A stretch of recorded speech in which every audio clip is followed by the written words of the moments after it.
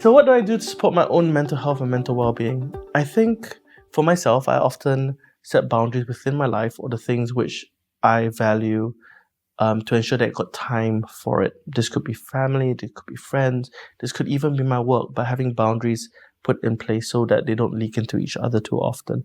Because I find the way I always pictured this, and someone once told me this, is that it's a marathon, not a sprint. And what you need to do is be able to pace yourself throughout your life as well. So I find it quite useful as a framework to think about. I think the other thing which I always ask myself is, what do I value? Because goals are often, they're binary outcomes. It's either you achieve them or you don't achieve them. And that can be very challenging for anybody. Especially if after you achieve them, you find that, well, it didn't give me what I wanted.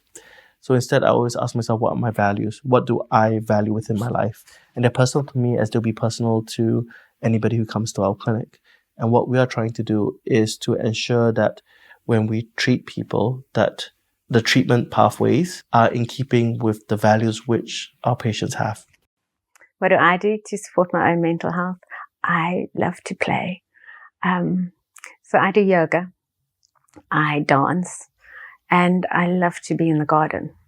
I think there's something about being on the earth and in nature that is really important. If I come back home from a stressful day, what I do is I try to kind of have a break in the day in a way that I try to separate my working day from my sort of relaxing day and almost make it a bit of a ritual to have a break. So I personally enjoy doing a bit of sports, or I might actually watch my favorite team playing football. If they're not playing at that time, I might actually go back to recording and watching them playing football. So therapists need to look after their mental health too. Actually, normally, very often, we have our own therapists because sometimes what comes up in session can trigger us as well. It can trigger something from the past, from the present. We're human beings here too. What I would do in terms of my own self-soothing, self-regulation, I would go for a swim. I would throw a tennis ball down the court if I can. Now I have a toddler now, so those things are less available to me. But what I do is music. So actually one of the things I love is, well, I'm a kid from the 80s and I love 90s grunge, and off I go Rage Against the Machine in my headphones. So you have to sort of find what works for you, what gives you a release as well. Whether that's a release from anger, from tiredness, from just wanting to be up and energetic and out.